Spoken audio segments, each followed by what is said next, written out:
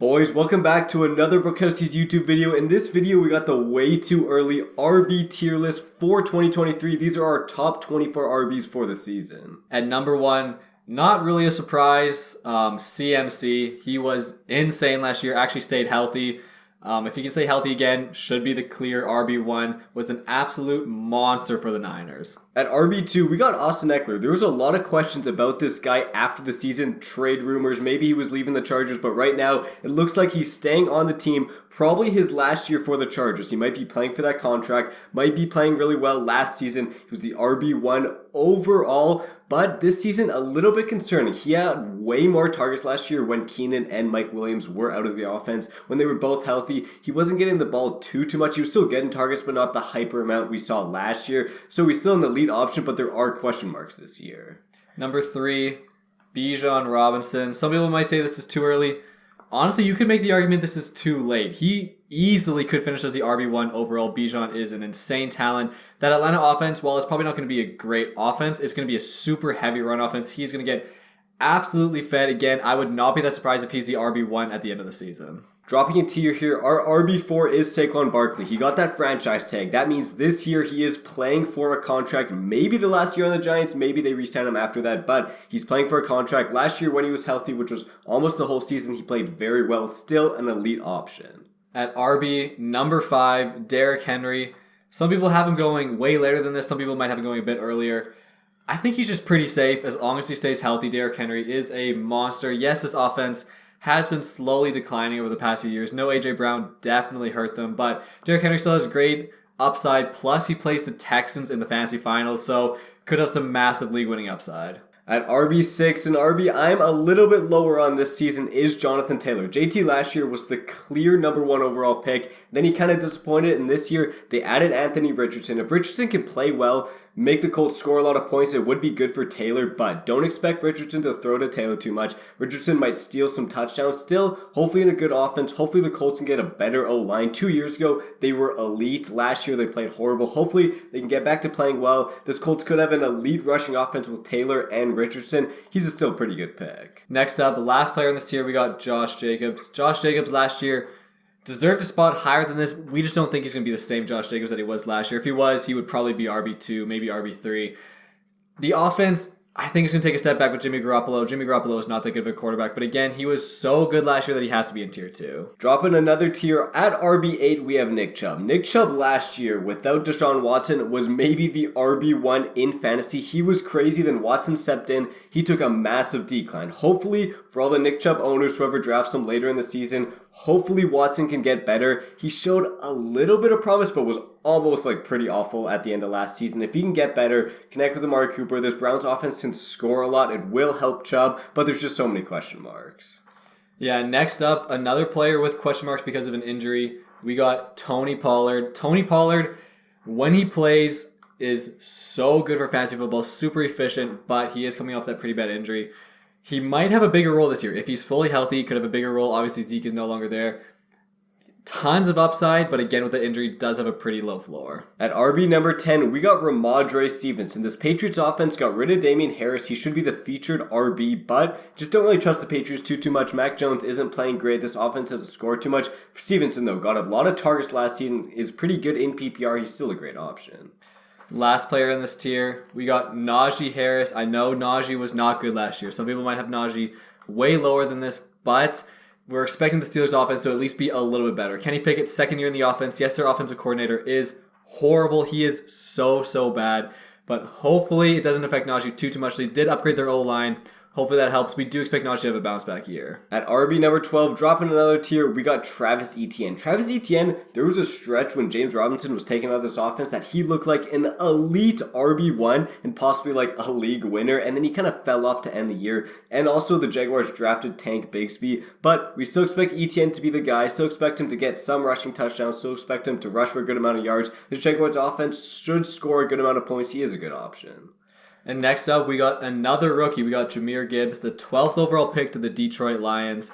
This is mainly for PPR leagues. This is a PPR ranking. In PPR leagues, should be a receiving back, should have tons of upside. If you're in a no PPR league, he should be way lower if it's half point PPR. probably a bit lower as well. But again, in full point PPR leagues, Jahmyr Gibbs has tons of upside. Next up, another guy with massive question marks. We got Breece Hall. Last year when he was healthy, he was an elite RB1, but he tore that ACL. If we look over the history books, RBs that tear their ACL rarely come back the next year and have a great season. We looked at Saquon a couple years ago when he came back, wasn't too great. Breece Hall's injury might hurt him a little bit, but this Jets offense got a lot better with Rodgers. They should score a good amount of points. Breece Hall should get targets. If he can stay healthy, if the ACL doesn't look like it could hurt him, he should be way higher on this list. But with the question marks, we had to lower him a little bit. Next up, we got Kenneth Walker, a player that I'm a lot lower on. These are our combined rankings. So Ethan had him a lot higher, I had him a lot lower. So we averaged him out at 15. Just the upside I think is going to be capped. I know it's going to be a good offense, but they drafted Charbonnet in the second round, so it's going to be a split backfield. They also drafted Jackson Smith and Jigba, so they have 3 good wide receivers. Now, there are just so many players, so many mouths to feed in this offense. Again, Ethan was saying he has tons of touchdown upside, which is definitely possible, but he also might not have the highest upside because there's so many good players. At RB16, we got Joe Mixon. Joe Mixon in the offseason looked like he might not be a Bengal this year. He was getting in legal trouble. He was doing some crazy off-the-field stuff. But if he can stay with the Bengals, he actually should be quite a bit higher than this. Last year, he wasn't amazing, but he wasn't bad. Samaje Perine did take a good amount from him, and now Perine's gone. Maybe some other running backs on the depth chart may take third downs again because Mixon isn't the best pass blocker. But Mixon, if he can stay on the Bengals, he still is a great option. Next up, we got Dameon Pierce. He was looking like an elite running back at one point last season. He was looking so good. Everyone was super hyped about him.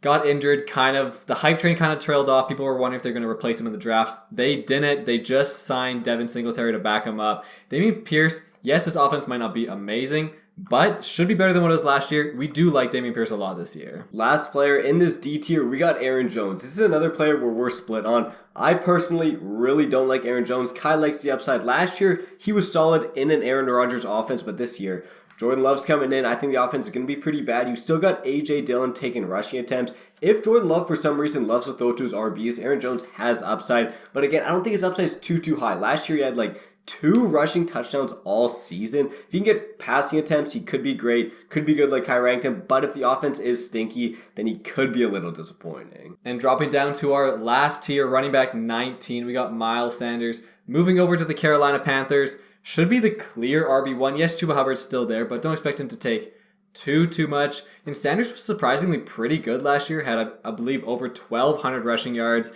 Again, not going to be as good of an offense as the Eagles were last year. Eagles were insane, but hopefully good coach with Frank Wright. Hopefully Bryce Young is good this year. Do like the upside of Miles Sanders. Next up, we got James Conner. James Conner last year was pretty disappointing to start the year and then ended the year off really good. Even when Kyler was out, the Cardinals just fed him. This Cardinals team, don't hear from me this prediction. They might go 0-17. They are the worst team in the NFL, in my opinion, by far. I don't think Kyler's going to play much. They lose Hopkins. They got Marquise Brown still. They don't sign any RBs. They have bums behind him backing him up. James Conner is going to be a workhorse. If he can stay healthy, he may not have a ton of touchdown upside, but he's going to get fed the ball. He's going to get fed targets, and he for sure has upside in the passing game. Another player in a pretty similar situation, we got Rachaad White of the Tampa Bay Buccaneers. Leonard Fournette is no longer part of the team. It looks like it's going to be a Baker Mayfield-led offense, so it's probably not going to be the greatest offense, but he looks like he should be the clear RB1.